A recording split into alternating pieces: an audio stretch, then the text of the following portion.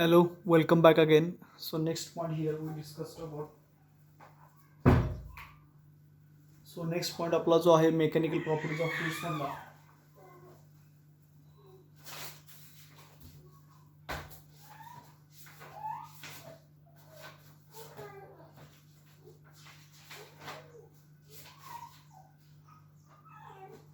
त्याच्यामध्ये आपण यंगचं मॉड्युलस बघितलं.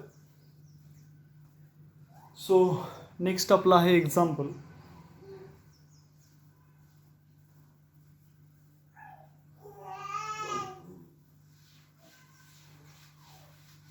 So Young's modulus y is equal to mgl upon काय formula Young's modulus y is equal to mgl upon 4 pi r square l. Okay, Young's modulus y is equal to mgl upon pi r square l. So next आहे आपलं example त्याच्यामध्ये. So next example, a brass wire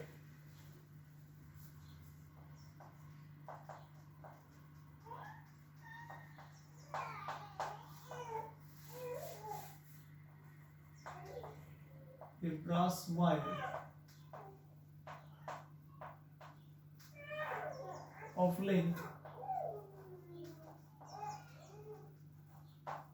a brass wire of length 4.5 meter. A brass wire of length 4.5 meter with cross section area with cross section area cross section area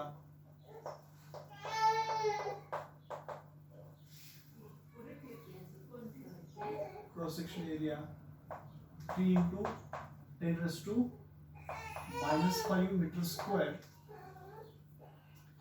and a copper wire of length 5 meter and copper wire of length and a copper wire of length 5 meter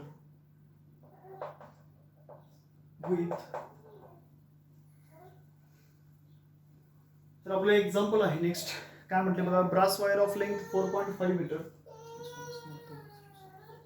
with cross section area 3 into 10 raised to minus 5 meter square and copper wire of length 5 meter with cross section area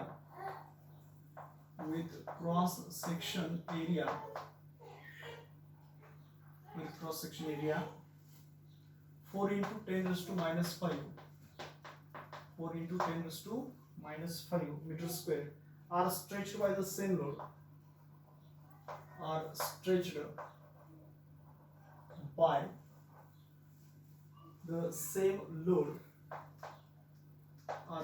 by the same load the same elongation is produced the same elongation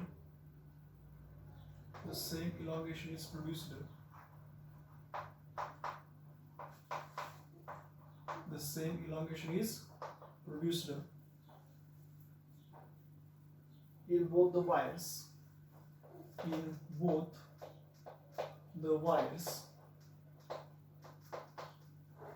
same elongation is produced in both the wires.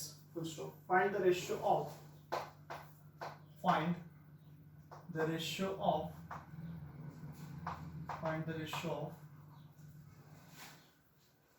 Young's modulus of brass Young's modulus of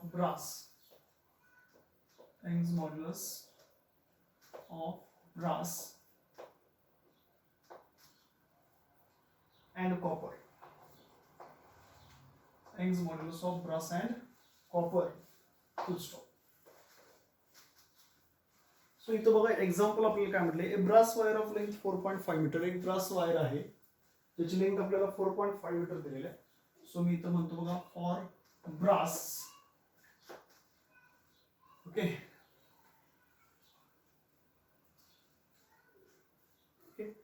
so brass wire of length 4.5 meter. So for brass length किती दिली बघा length of for brass 4.5 meter आहे. त्यानंतर काय म्हटलं area of cross section for brass. So AB is equal to किती आहे बघा 3 into 10 raised to minus 5 meter square and copper wire of length 5 meter म्हटलेलं आहे. सो आपण इथं LB फॉर ब्रास त्याला आपण स्मॉल एल जे आहे ते म्हणणार आहे आणि फोर्स काय असेल F इतका असेल. So Young's modulus of Y is equal to MGL. MG म्हणजे त्याच्यामध्ये असणारा फोर्स. ओके, MGL अपॉन त्या ठिकाणचं असणारं पायर स्क्वेअर. पायर स्क्वेअर म्हणजेच काय एरिया इंटू एल. एल म्हणजेच काय त्या ठिकाणची असणार length for brass. Okay, so आपलं y काय होईल बघा, y is equal to F into LB upon A into LB. So हे आपण कसं लिहू शकतो. So therefore brass Young's modulus for brass is equal to force किती आहे बघा, तो आहे असा F into length for brass किती आहे 4.5 डिवाइडेड बाय एरिया किती आहे बघा 3 into 10⁻⁻5 metre square into small L. Small L म्हणजे त्या ठिकाणची असणार काय असेल लेंथ असेल. सेम फॉर कॉपर साठी पण लिहू शकतो. Same for copper. आता कॉपर साठी बघा length for copper that is LC is equal to किती आहे बघा, लेंथ फॉर कॉपर किती आहे 5 मीटर. सो हे काय लिहितं 5 मीटर. त्यानंतर एरिया ऑफ द कॉपर तो किती दिलाय 4 into 10⁻⁻5 metre square. So 4 into 10⁻⁻5 metre square हा काय झाला त्या ठिकाणचा असणारा area. So length for copper LC is equal to small L आणि FC इज इक्वल टू काय होईल कॅपिटल F. सो YC इज इक्वल टू म्हणजे Young's modulus for copper is equal to F into काय बघा 5 divided by AC into LC. So it can be written as F into 5. आता या ठिकाणचं area किती आहे 4 इंटू 10⁻⁻5 इंटू या ठिकाणचं L ॲज इट इज. तो जो L आहे तो काय राहणार आहे I असं राहणार आहे. So YB upon YC. Therefore YB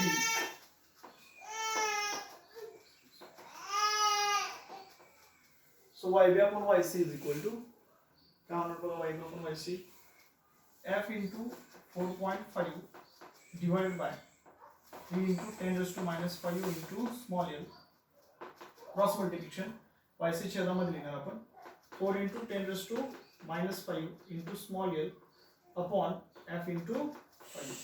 हाई L काय होईल कॅन्सल होईल.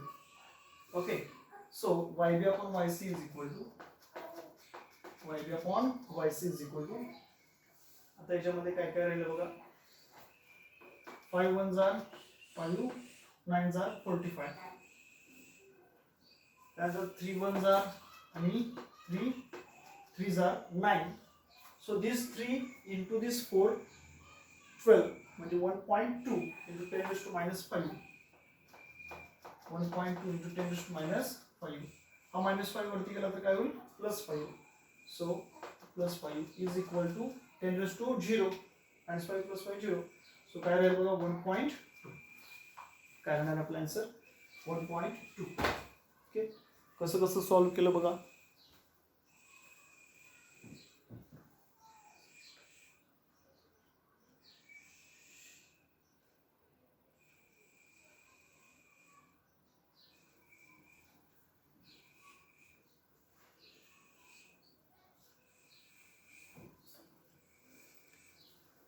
ओके, कसं कसं सॉल्व केलं तर आपल्याला काय दिलेलं आहे एक ब्रास वायर दिलेलं आहे. ओके, सो ब्रास वायर आहे ज्याची लेंथ किती म्हटले बघा a brass wire of length 4.5 metre.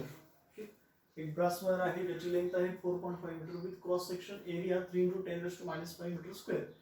आणि कॉपर वायर आहे ज्याची लेंथ किती दिलेली आहे 5 metre with cross section area त्याचा किती आहे 4 into 10⁻⁵ metre square are stretched by the same load. So the same elongation is produced in both the wires.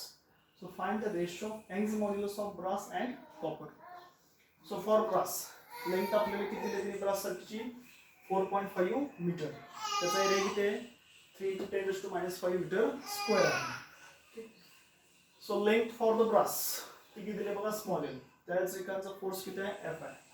So Y is equal to formula आपला काय आहे, Y is equal to mgl upon pi square. So mg म्हणजे f into lb upon a into lb. So yb is to f into lb ची value आहे 4.5, area आहे 3 into 10 to minus 5, tell as it is. So for कॉपरसाठी आपण काय केलं, LC is equal to किती दिले बघा, LC बरोबर आपल्याला 5 मीटर दिलेलं आहे लेंथ फॉर कॉपर, आणि त्याचा एरिया किती दिलेला बघा 4 into 10 to minus 5 meter square. So LC is real, FC is real. So YC is equal to F into 5 upon AC into LC. F into 5 as it is. What is the area? 4 into 10 to minus 5 into L. So आपल्याला याचा ratio घ्यायचा आहे. Find the ratio of Young's modulus of brass and copper.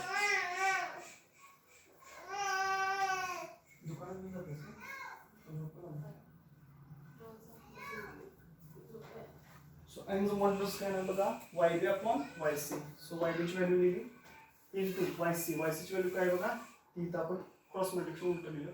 So हे terms cancel होतील, राहिलं काय फक्त 1.2. So आपलं रिक्वायर्ड आन्सर जे आहे ते काय आलं बघा 1.2. Okay. So another next example here. So आणखीन एक एक्झाम्पल आपल्याला पाहायचं आहे.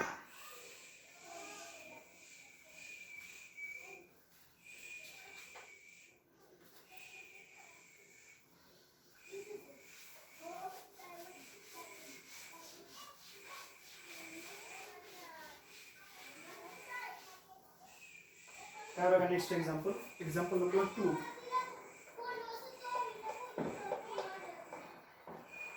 Example number 2.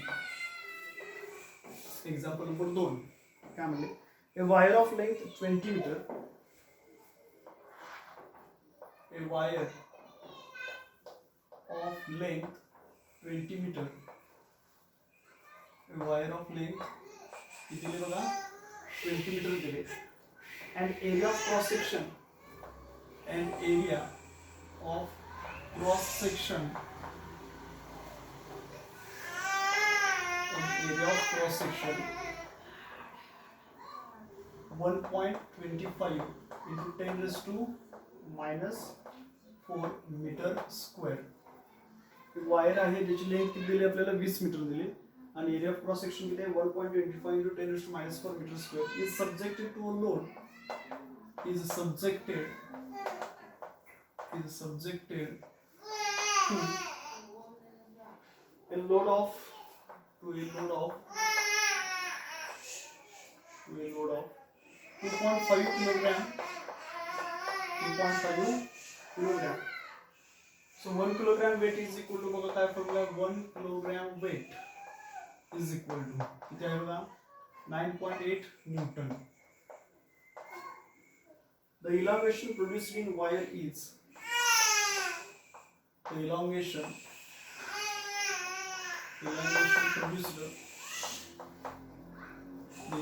produced in the wire is, पण त्या ठिकाणी किती elongation प्रोड्यूस झालं असेल, elongation produced in the wire is 1 into 10 raised to minus 4 meter. Calculate Young's modulus of the material.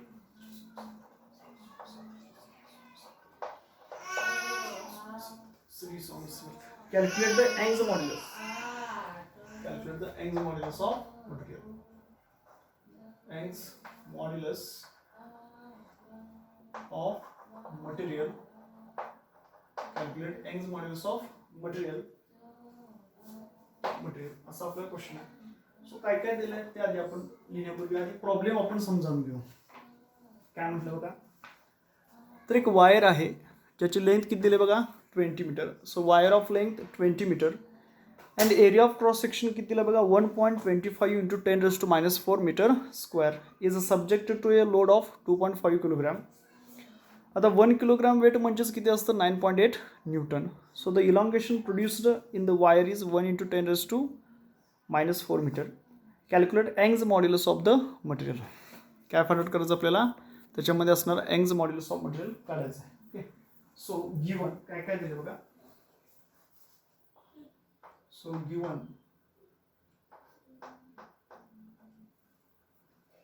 त्याच्यामध्ये काय काय गिवन लेंथ दिलेली आहे. So length is equal to किती आहे बघा 20 मीटर. ओके. त्यानंतर एरिया दिला आहे. एरिया किती आहे 1.25 इंटू 10⁻⁻⁴ मीटर स्क्वेअर. हा काय दिला आपल्याला त्याचा एरिया दिलेला आहे. ओके. त्यानंतर पुढे काय बघा लोड दिलाय 2.5 म्हणजे एफ फोर्स दिला. So F is equal to formula आपला काय असतो mg.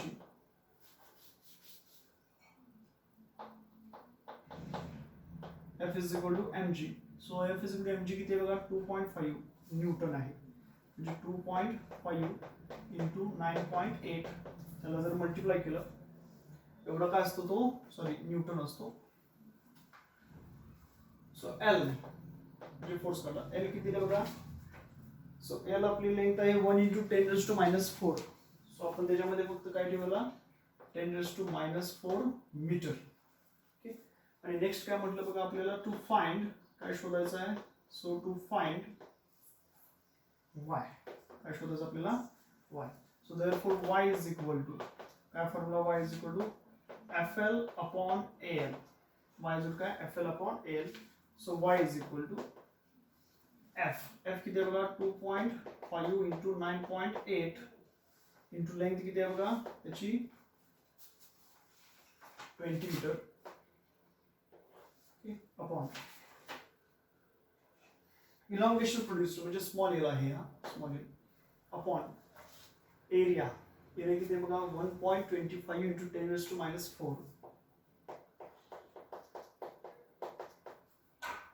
इंटू स्मॉल एल किती आहे बघा 10⁻⁴.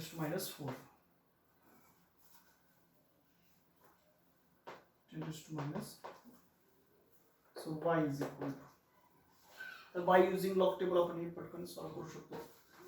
सो 10⁻⁴, 10⁻⁴, 10⁻8 होईल. सो ते जर सॉल्व केलं आपलं तर आन्सर किती येतं बघा 3.92. हा 10⁻8 वरती गेला तर तो +8 होईल. सो 3.92 इंटू 10⁻10 न्यूटन पर मीटर स्क्वेअर. हे आपलं काय रिक्वायर्ड आन्सर. काय काय केलं बघा प्रॉब्लेम एकदा वाचा आणि एकदा बघू. काय म्हटलेलं आहे प्रॉब्लेम मध्ये ए वायर ऑफ लेंथ 20 मीटर. एक अशी वायर आहे त्याची लेंथ आपल्याला दिलेली आहे किती 20 meter and area of cross section किती दिलं आहे बघा 1.25 into 10⁻⁴ meter square. Okay. Is subjected to a load of 2.5 kilogram. आता 1 किलोग्रॅम वेट म्हणजेच 9.8 न्यूटन असतं. So the elongation produced in the wire is. मग त्या वायरमध्ये किती इलॉंगेशन प्रोड्यूस होतं तर 1 इंटू 10⁻⁴ मीटर. ओके. आता म्हटलं काय calculate the Young's modulus of material. आपल्याला काय फाइंड आउट करायचं आहे त्याच्यामध्ये असणार यंग्स मॉड्युलस फाइंड आउट करायचं आहे. ओके. सो गिवन काय काय दिलं बघा L is equal to 20 meter दिलेलं आहे. ओके. त्यानंतर area of cross section capital A ची व्हॅल्यू दिली किती दिले बघा 1.25 into 10⁻⁴ is subjected to a load of 2.5 kilogram म्हणजे F इज इक्वल टू बघा mg. सो m किती आहे 2.5 इंटू जीची व्हॅल्यू आहे 9.8. त्यानंतर स्मॉल एल ची व्हॅल्यू किती दिली बघा 1 into 10⁻⁴. So to find Young's modulus of material. So to find y is equal to formula काय आपला y is equal to FL upon AL. F म्हणजेच काय mgl upon r². So y is equal to m mass 2.5 g 9.8 l ची value 20 upon area किती आहे बघा 1.25 into 10⁻⁴ आणि length किती आहे 10⁻⁴. सो हे सॉल्व केलं तर आपला आन्सर किती आलं 3.92 इंटू 10⁻10 न्यूटन पर मीटर स्क्वेअर. ओके. सो आता आपला नेक्स्ट पॉईंट जो आहे तो आहे bulk modulus.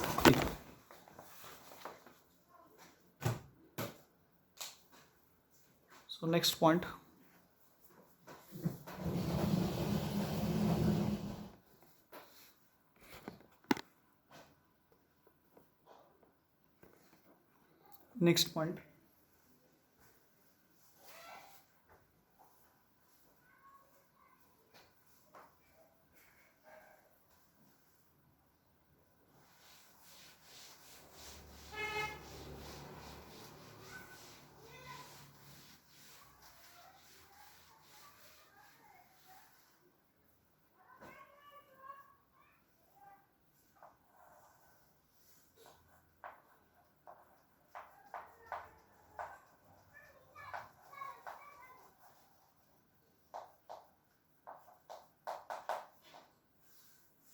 So next point apply here bulk modulus K. So it is the modulus of elasticity related to change in volume of an object due to applied deforming force.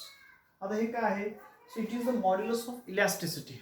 Bulk modulus म्हणजे एक प्रकारचं modulus of elasticity आहे related to change in its volume. कशाशी related आहे?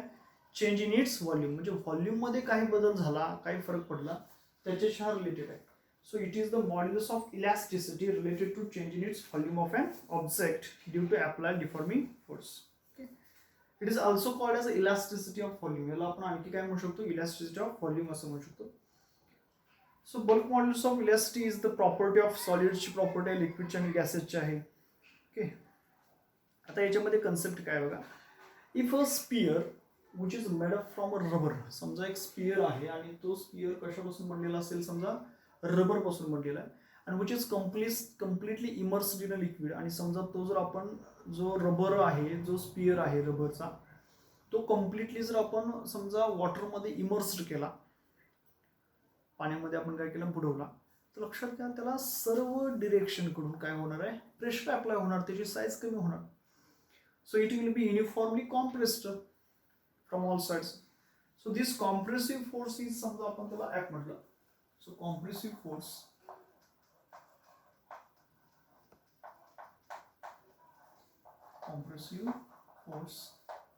समजा काय असेल? compressive force F इतका असेल.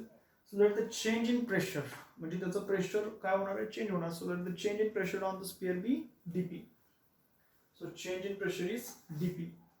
Okay, change in pressure is dp and the change in volume be dv. So original volume of sphere is v असेल. So their volume strain is defined as, so therefore volume strain is equal to काय formula होणार? So therefore volume strain,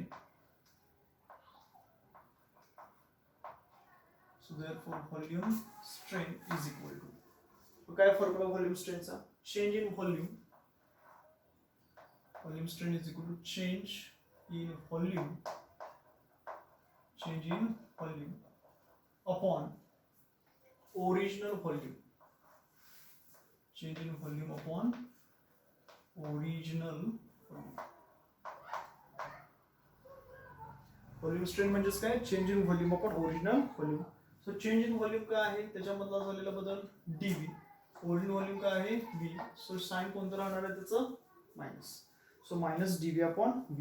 तर आपण काय म्हणू? Equation number first. त्याला काय म्हटलं आपण? Equation number first.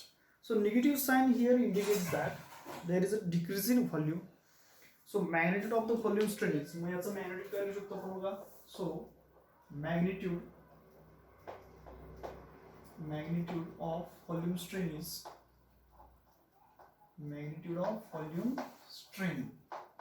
काय असेल? dv upon v. मग त्याचं जे magnitude असेल ते काय असेल? dv upon v. So bulk modulus is defined as, it is the ratio of volume stress to volume strain. So bulk modulus is defined as bulk modulus आपण कसं define करू शकतो? is defined as the ratio of volume stress to strain. Volume stress to strain. These are the definition. So bulk modulus is defined as, it is the ratio of volume stress to volume strain. So therefore bulk modulus is equal to,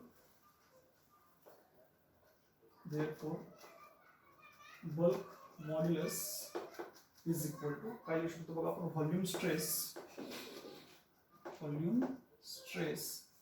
upon volume strain.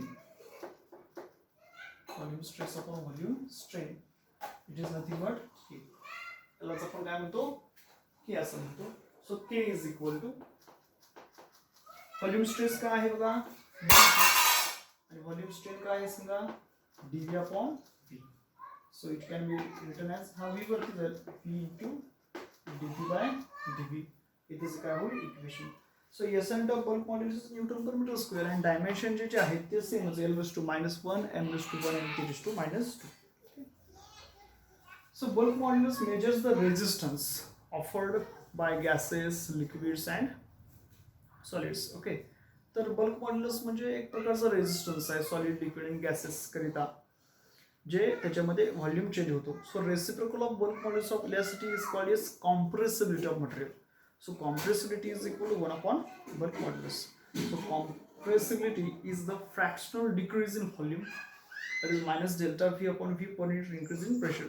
So SI unit of compressibility is उलट होणार metre square पर N और pascal inverse, आणि dimension काय होणार L⁻1 M⁻1 T⁻². So आपला हा जो point आहे कोणता, बल्क मॉड्युलस. काय काय बघितलं आपण बघा बल्क मॉड्युलस मध्ये. Bulk modulus it is the modulus of elasticity. Bulk modulus म्हणजेच काय आहे, एक प्रकारचा एक मॉड्युलस ऑफ इलॅस्टिसिटी आहे. आता modulus of elasticity it is the कशाशी निगडीत आहे. So it is related with the change in its shape. कशाशी रिलेटेड आहे, sorry, change in it's volume. So if rubber which is made up from if a sphere which is made up from a rubber and which wholly immersed in water, so सर्व direction त्याच्यावरती काय होणार आहे, pressure apply होणार, त्याच्यामुळे तो काय होईल, कॉम्प्रेस होईल. ओके, सो कॉम्प्रेस झाल्यामुळे त्याचं प्रेशर चेंज होणार. So therefore change in its strain काढू, मग व्हॉल्यूम स्ट्रेन करू, चेंज इन व्हॉल्यूम आपण original, change in volume dV upon V. So negative sign which shows that it is compressed, ते कमी झालेली size. So magnitude of volume strain, मग volume स्ट्रेनचं magnitude आपण कसं लिहू शकतो, हा निगेटिव्ह आहे, तो आपण काय करू शकतो, पॉझिटिव्ह. म्हणजे काय होईल सांगा, dV upon V. Okay, so आपण तिथंपर्यंत काय म्हटलं, इक्वेशन नंबर 1 म्हटलं. सो नेक्स्ट आपल्याला काय आहे, bulk modulus is also defined as, bulk modulus आपण आणखी काय म्हणू शकतो, ratio of volume stress to volume strain. So bulk modulus is equal to volume stress upon volume strain means K. Change in volume, so K म्हटलं आपण. So K is equal to volume stress म्हणजे काय असतं, dP, आपल्याला माहित आहे. Volume strain म्हणजे काय असतं, dV अपॉन V. सो हा जो V आहे तो काय होईल, वरती जाईल. सो इक्वेशन काय बघा, V into dP upon dV. So this is the expression for bulk modulus. आता याच्यामध्ये आपण आणखी काय म्हटलं, the reciprocal of bulk modulus it is nothing but it's compressibility. आता याचा SI युनिट काय येणार, SI युनिट न्यूटन पर मीटर स्क्वेअर. मीटर स्क्वेअर वरती गेल्यामुळे काय होईल, -1. हे झालं याचं dimension.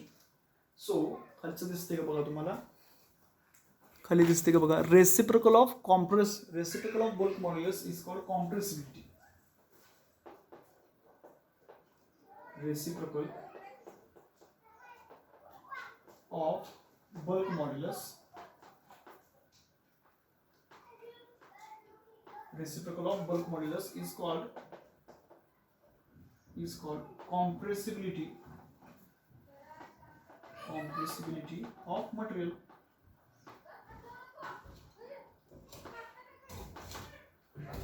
Reciprocal of bulk modulus, bulk modulus चा reciprocal, त्याला आपण काय म्हणतो, compressibility of the material.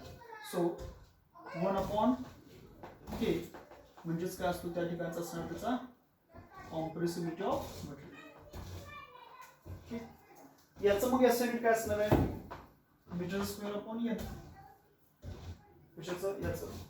आणि याचं जर तुम्ही डायमेन्शनचा विचार केला तर फक्त काय होईल बघा, डायमेन्शन मीटर स्क्वेअर आहे म्हणजे हे सगळं खाली असणार आहे,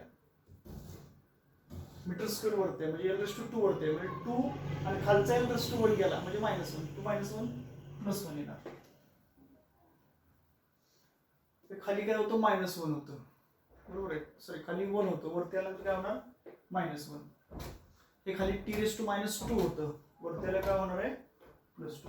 सो L⁻1 M⁻−1 आणि T⁻2 काय असेल, 2. सो हे काय झालं त्याचं डायमेन्शन. सो मीटर स्क्वेअर वरती आहे आणि हा मीटर स्क्वेअर वरती आहे, हे वरती गेलं. Okay, so this is the expression for bulk modulus of the material of wire.